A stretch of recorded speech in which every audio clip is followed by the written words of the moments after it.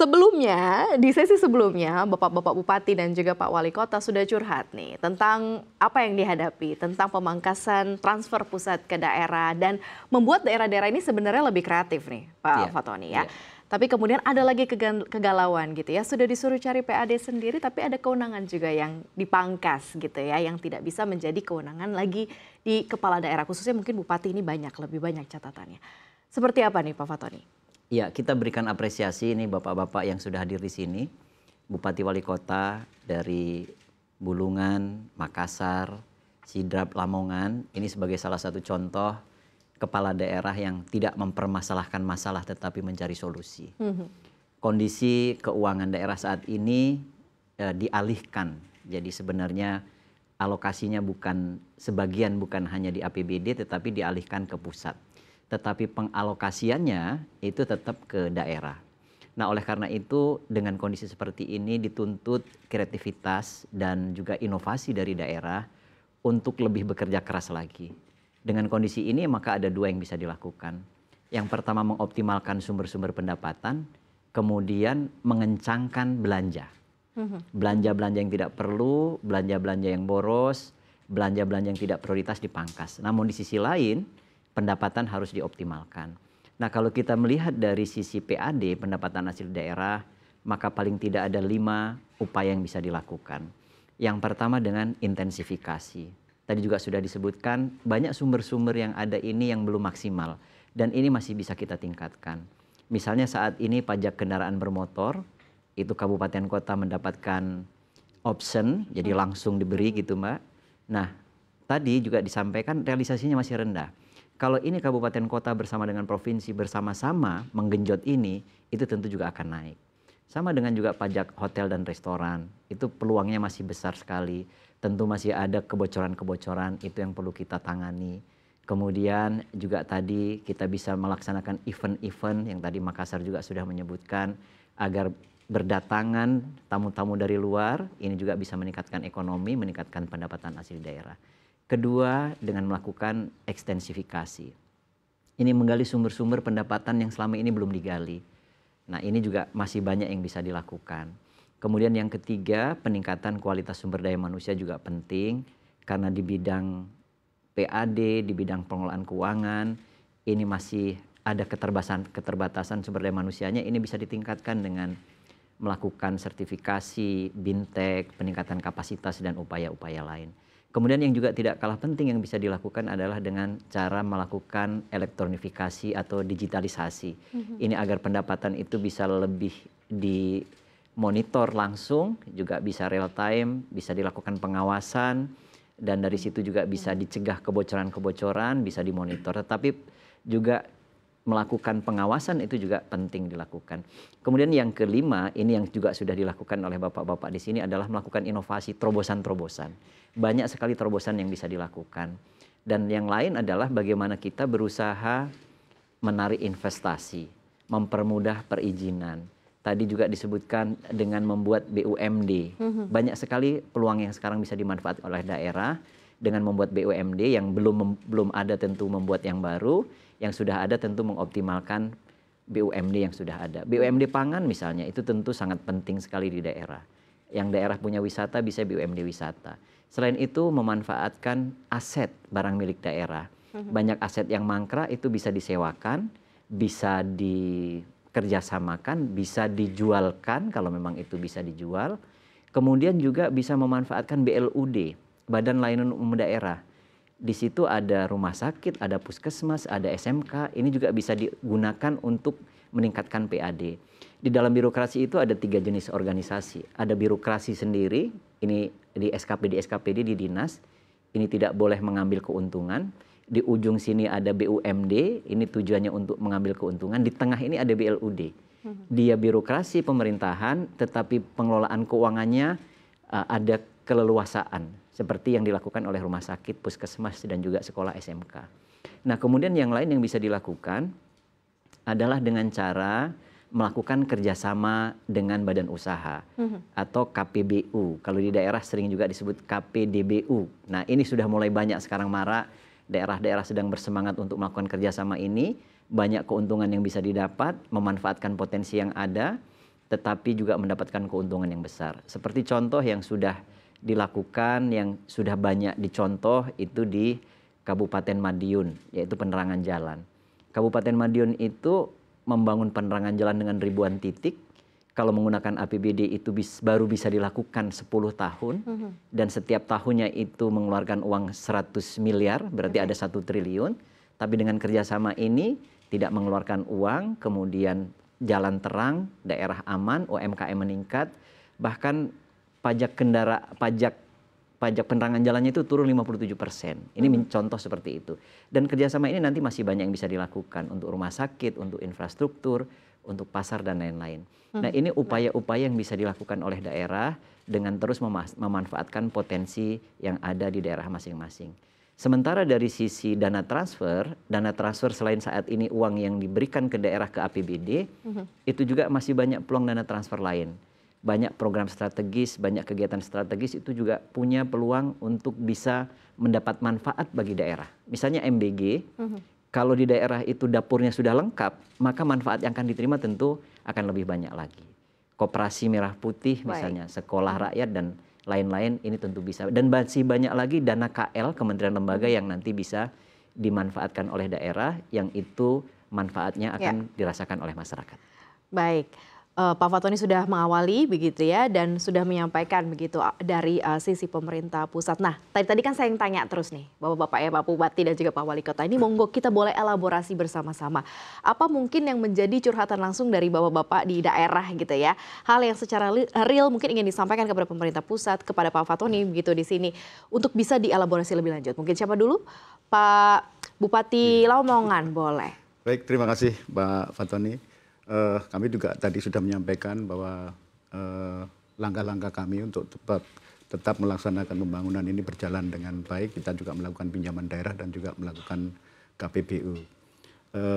Yang ingin saya tanyakan, tadi di awal sudah ditayangkan apa yang disampaikan oleh Pak Menteri Keuangan dan juga apa yang disampaikan oleh Pak Presiden Prabowo, bahwa jangan khawatir, percaya pada kami bahwa nanti akan ada yang lebih besar yang akan kita berikan kepada daerah.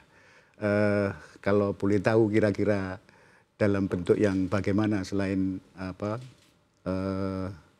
selain manfaat tidak langsung seperti MBG, seperti yang lain-lain, kira-kira yang langsung berupa transfer ke APBD dalam bentuk yang bagaimana kira-kira, sehingga kita bisa dapat menyesuaikan dalam perencanaan APBD kami ke depan, begitu. Mungkin begitu. Silakan Pak Fatoni, boleh langsung ditanggapi Pak. Baik. Boleh saling mengelaborasi juga boleh. Ini menarik sekali. Jadi banyak sekali peluang-peluang itu yang tadi saya sebut dengan dana KL, dana kementerian lembaga. Jadi kementerian ini Bapak Ibu Bupati, Wali Kota, dan juga kepala daerah, ada dana misalnya di KL itu, di Kementerian Pendidikan misalnya, ada dana revitalisasi. Ya, betul. Nah, itu bisa, itu banyak sekali nanti yang bisa diterima oleh masyarakat. Kemudian di Kementerian Kesehatan misalnya pembangunan rumah sakit dan juga alat-alat, itu juga ada. Ada lagi yang disebut dengan insentif fiskal atau DID kalau dulu, dana insentif daerah. Itu juga ada di Kemendagri untuk anggaran tahun depan itu disiapkan dana 1 triliun. Nah, bagaimana mendapatkan dana insentif fiskal ini? Yaitu dengan cara berprestasi, bekerja keras. Nanti ada bidang-bidang tertentu. Bapak Menteri Dalam Negeri sudah menghitung kalau saja per daerah nanti provinsi per bidang dikasih 3 daerah, kota misalnya 5 daerah, kemudian kabupaten 10, berarti di Kemendagri bisa ada sekitar 22 kategori untuk memberikan uang kepada daerah. Kalau per daerah dikasih 5 miliar misalnya gitu. Nah, nanti bidang-bidang kinerjanya nanti akan ditentukan, misalnya penanganan stunting, misalnya seperti itu. Kemudian pertumbuhan ekonomi yang tinggi dapat penghargaan, penanganan kemiskinan ekstrim, atau penggunaan produk dalam negeri, dan bidang-bidang itu nanti juga banyak. Di Kementerian Keuangan juga ada insentif fiskal ini. Jadi itu peluang-peluang yang bisa dimanfaatkan, dana-dana KL, kemudian insentif fiskal, dan juga nanti akan ada kejutan-kejutan lain, misalnya infrastruktur. Infrastruktur di Banpres itu juga nanti akan ada rencananya seperti itu. Oke, baik. Ini mungkin case-nya dari Iya. Lamongan ya, Pak Bupati ya. Kalau dari Makassar, Pak Wali Kota, gimana Pak? Baik Pak. Biasanya dalam sistem pengelolaan kalau kita di perusahaan tentu akan sangat bergantung dengan orang Pak, people. Iya. Ya. Nah, dalam persoalan kita di sini di daerah, kewenangan itu pun sudah tertarik semuanya Pak untuk mengganti orang-orang dalam memposisikan orang-orang di dalam jabatan itu. Tentu ini merupakan salah satu hambatan yang harus kita lakukan untuk menunggu dalam rangka proses untuk mereview orang-orang ini Pak. Ini waktunya bisa panjang, bisa sampai setahun, sementara kita ini mau lari kencang. Kalau kita tidak match dengan people yang ada, ini tentu sedikit akan menghambat laju kita. Nah, pertanyaan saya, bagaimana Bapak melihat kondisi yang ada dengan keadaan yang seperti ini? Itu yang pertama. Yang kedua, kami mencoba untuk membuat belanja itu menjadi belanja yang ditujukan kepada belanja lokal. Kami mau belanja lokal. Artinya APBD ini kalau bisa 50% kita belanja di lokal dan 50% itu kita pakai untuk UMKM. Nah, tapi persoalan yang ada kadang-kadang UMKM-nya ini yang tidak siap. Nah, lalu harus mengakses ke kebutuhan ke industri keuangan yang lainnya. Nah, ini kan seperti apa telur dan ayam untuk melakukan itu. Itu seperti apa Pak Tony melihatnya? Iya, langsung ini Mbak. Monggo, silakan Iya. Pak Tony. Ini menarik. Jadi memang penting dalam sebuah organisasi itu SDM. Organisasi itu intinya adalah manajemen, manajemen itu adalah leadership. Maka leader-leader di pemerintahan berbagai level itu yang perlu diperbaiki. Tentu mulai dari kepala daerahnya. Kalau kepala daerah yang punya kompetensi, tentu akan sangat menentukan kemajuan dan kinerja daerah. Yang belum tentu harus belajar. Begitu juga level berikutnya, sekdanya, kepala OPD-nya, kemudian bagian-bagian yang lain camat lurah itu juga sangat menentukan. Oleh karena itu tadi Pak Wali Kota menyampaikan penting sekali untuk menempatkan orang di posisi yang tepat. Banyak orang hebat tetapi di posisi yang tidak tepat tentu juga tidak banyak bermanfaat. Dan pengalaman saya Pak Wali, kebetulan saya pernah 4 kali jadi gubernur, ditugaskan Pak Presiden dan Pak Mendagri Mbak. Saya itu setiap hari Jumat bisa pelantikan Pak Wali. Ya, nanti kita bisa belajar bagaimana mempercepat untuk pengurusan izin ini. Sebenarnya untuk kepala daerah itu setelah lewat 6 bulan tidak perlu lagi izin dari Mendagri. Hanya mungkin perteknya ya yang di BKN. Nah yang harus dimonitor ini staf juga. Kadang-kala stafnya bilang sudah dikirim tapi tidak di-input. Nah ini yang penting dipastikan, ditanya dulu sudah di-input belum? Di-imut. Nah kalau di BKN itu ada namanya imut. Kalau di Kemendagri namanya siola. Sudah di-input belum? Sudah. Mana buktinya? Nah itu. Kemarin ada salah satu wali kota ketemu saya. Pak kami lama sekali ngurus ini Pak. Cek dulu Bu, saya bilang gitu. Sudah di-input belum? Ternyata belum. Ya gimana mau selesai kalau belum di-input? Nah seperti itu. Maka selain kita memilih orang yang tepat, kemudian kita juga perlu mengawasi, memonitor untuk memastikan bahwa itu semua sudah harus dikerjakan. Maka dalam memilih SDM itu selain berkualitas tentu kita perlu tekankan loyalitas. Selain loyalitas, totalitas, militansi, dan integritas. Nah itu penting. Kalau itu sudah ada di masing-masing kepala OPD, kemudian terus ke bawah, mudah-mudahan organisasi bisa jalan maksimal. Nah terkait dengan UMKM, ini juga tantangan, bagaimana kita bisa mendorong UMKM. Tadi Pak Wali bahkan menyebutkan akan membuat event-event di Kota Makassar. Ini banyak dicontoh daerah lain. Nggak apa-apa kita mengeluarkan, menyediakan anggaran, membuat event-event nasional, rakor-rakor yang diadakan KL bisa ditarik ke daerah dengan kerjasama, dengan begitu dampaknya akan banyak. Nah ini bisa dilakukan. Maka mendorong UMKM ini juga penting dan yang paling penting adalah kolaborasi. Ya. Melibatkan semua pihak, jadi tidak sendiri kita. Bagaimana bisa mengoptimalkan pihak-pihak lain itu ikut bersama-sama. Dan beberapa contoh yang juga pernah saya lakukan adalah mengoptimalkan CSR. CSR itu selama ini sendiri-sendiri. Nah itu bagaimana itu bisa dikonsolidasikan, paling tidak pengakuan dulu dari BUMN, BUMD dan swasta perusahaan-perusahaan itu, ada berapa CSR-nya di bidang apa saja. Kami pernah melakukan misalnya gerakan bedah rumah serentak. Oh, itu bisa optimal sekali. Dananya bisa dari APBD provinsi, APBD kabupaten kota, dari Basnas, kemudian dari CSR, kita bisa. Sebagai salah satu lagi contoh, saya menangani stunting. Stunting di beberapa kabupaten kita cek ada berapa, kemudian kita bagi. Stunting itu kalau di provinsi besar, tapi kalau di kabupaten semakin kecil. Kalau di desa itu semakin kecil lagi. Paling di desa itu 2 atau 3. Kalau ini sudah ditangani selesai di desa, sebenarnya stunting tingkat nasional selesai. Maka kemudian bisa dibagi. Misalnya di Kabupaten A, kalau di tingkat kecamatan, di kabupaten tentu di kecamatan. Di kecamatan A ada berapa stunting?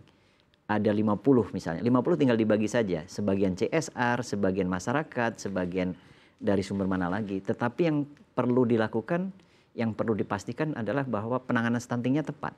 Memberikan makanan ke bayi. Bukan memberikan uang. Kalau uang nanti jadi pulsa atau rokok gitu kan. Atau jangan sembako. Sembako nanti dimakan orang tuanya. Misalnya begitu. Nah ini dengan cara yang tepat, dengan kolaborasi mudah-mudahan bisa lebih maksimal lagi. Baik, terima kasih Pak Wali Kota Makassar ya. Saya lanjut ke Pak Bupati Bulungan. Mungkin apa nih yang ingin terjadi begitu ya di realnya, di lapangan gitu ya, yang ingin juga dimention ke pemerintah pusat juga nih Pak Bupati. Baik, terima kasih Mbak. Izin Pak Dirjen. Dari kami mungkin Pak, bukan pertanyaan tapi lebih menyampaikan usulan mungkin terkait dengan regulasi Pak. Khususnya yang berkaitan dengan kewenangan daerah kabupaten, terutama berkaitan dengan pajak-pajak dan retribusi daerah. Yang mungkin saat ini kami paham bahwa sejak lahirnya revisi Undang-Undang Otonomi berkaitan dengan isu kehutanan, pertambangan yang sudah dialihkan ke pemerintah provinsi, yaitu juga pasti akan berdampak terhadap kabupaten ketika kewenangan itu tidak berada di kabupaten. Nah mungkin ke depan Pak kami juga ini minta dipertimbangkan paling tidak untuk dalam rangka mendorong tadi bahwa di sisi lain pemerintah pusat berharap PAD daerah itu terus meningkat dengan berbagai macam upaya baik intensifikasi maupun ekstensifikasi pajak dan retribusi daerah, tapi di sisi lainnya berkaitan dengan regulasi berkaitan dengan pajak dan retribusi daerah maupun juga berkaitan dengan kewenangan ini juga mungkin perlu untuk bisa dilakukan penyesuaian Pak Dirjen. Sehingga ini akan lebih memberikan ruang bagi daerah dalam rangka untuk memaksimalkan dan mengoptimalkan potensi-potensi pendapatan asli daerah. Mungkin itu saja Pak Dirjen. Iya. Boleh Baik, direspon. terima kasih Pak Bupati Bulungan. Ini luar biasa. Jadi kalau terkait dengan PAD yang bersumber dari pajak daerah, retribusi daerah memang sifatnya close list. Tidak bisa keluar dari situ. Jadi yang ada di undang-undang itulah yang bisa dilakukan. Tapi di sisi lain ada keleluasaan yang nanti kreativitas daerah seperti yang kita bahas tadi. Itu bisa untuk meningkatkan PAD.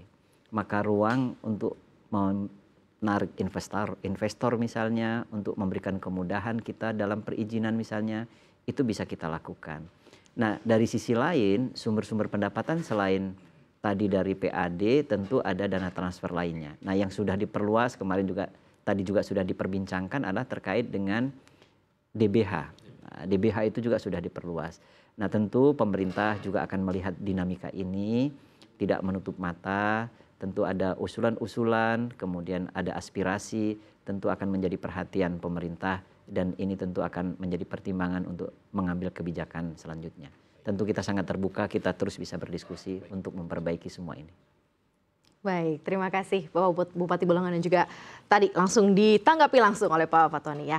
Bapak Bupati Sidrap, silakan Pak. Apa nih Pak yang menjadi mungkin curhatan atau mungkin ada masukan Pak? Silakan. Ya, saya tidak curhat lagi karena Pak Dirjen sudah tahu masalahnya Sudah apa. sering curhat ya Pak? Nah, sisa nanti meminta ke Pak Dirjen memberikan kami percepatan. Nah, dengan pengurangan TKD dan efisiensi 2025, pengurangan TKD 2026, Pak Dirjen, ya saya gambarkan Sidrap daerah penghasil beras, telur, dan energi terbarukan. APBD 2025 kami hanya 1,2 triliun. Setelah 2025, nanti 2026 sisa 1 triliun. Nah, karena terpotong kurang lebih hampir 200. Nah, tentu ini menjadi tantangan bagi kami kepala daerah. Baiknya ini lemak-lemak yang tidak berguna itu kami sudah press menjadi hal yang positif sehingga belanja yang tidak efisien, yang tidak efektif ke masyarakat, kami sudah buka dan alhamdulillah sudah berefek untuk 2025 dan 2026. Nah, jadi sudah ada belanja BPJS yang kami sudah lakukan dan alhamdulillah dirasakan seluruh masyarakat di Sidrap. Nah, cuman ya kendalanya masih ada SPM yang tidak bisa terpenuhi dari pengurangan itu. Kami berpikir belanja pegawai yang tadinya 59 kami kurangi menjadi sisa 39%. Nah, itulah tadi kami alokasikan ke BPJS dan bermanfaat masyarakat. Tapi setelah kami cek lagi yang lain, waduh ini sudah tidak ada lagi. Nah, kami berpikir untuk PAD, retribusi, PBB, yang lain-lain, ya kami kurang maksimal karena kami daerah penghasil pangan ketiga terbesar di Sulsel, 23 terbesar seluruh Indonesia. Nah, kami nggak bisa. Lalu beberapa BUMN yang ada di sana, ya kan? Nah, anggaplah yang menguasai lahan 6.000 hektar, BUMN aja PBB-nya belum pernah bayar beberapa tahun, kan? Jadi, nah kemudian kami punya PLTB-nya pun kami tidak pembangkit listrik tenaga bayu, kami tidak punya PAD dari situ. Nah, jadi ya lewat forum ini Pak Dirjen ya bantu kami komunikasikan yang energi terbarukan supaya ada PAD-nya buat daerah karena kami PLTB pertama di Indonesia, kemudian BUMN yang menguasai tanah daripada dikuasai tidak dioptimalkan, kemudian dikasih ke masyarakat untuk memproduksi padi dan jagung. Itu harapan kami, bantu kami Pak Dirjen. Langsung kan? Bantu kami untuk mengkomunikasikan ini. Iya. Ya kan? Baik. Makasih. Pak Dirjen, mungkin bisa ditanggapi. Sekaligus juga mungkin memberikan pesan untuk seluruh kepala daerah di Indonesia dengan tantangan yang mungkin saja akan muncul begitu ya, semakin banyak lagi di tahun-tahun mendatang. Silakan. Iya. Kali ini kita sudah melihat contoh bahwa ada kepala-kepala daerah hebat yang paham betul bagaimana pengelolaan keuangan, kemudian juga bisa mengoptimalkan pendapatan dan tadi mengefisiensikan belanja. Nah, Pak Bupati Sidrap mengistilahkan mengambil lemak-lemak tadi. Ini penting. Jadi banyak sekali belanja-belanja yang tidak perlu dan tidak prioritas itu yang harus dikurangi. Nah, oleh karena itu kepala daerah memahami pengelolaan keuangan daerah itu sangat penting.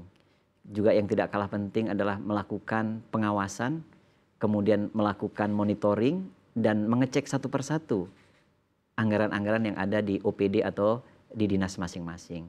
Sehingga yang tidak perlu tadi bisa dikurangi.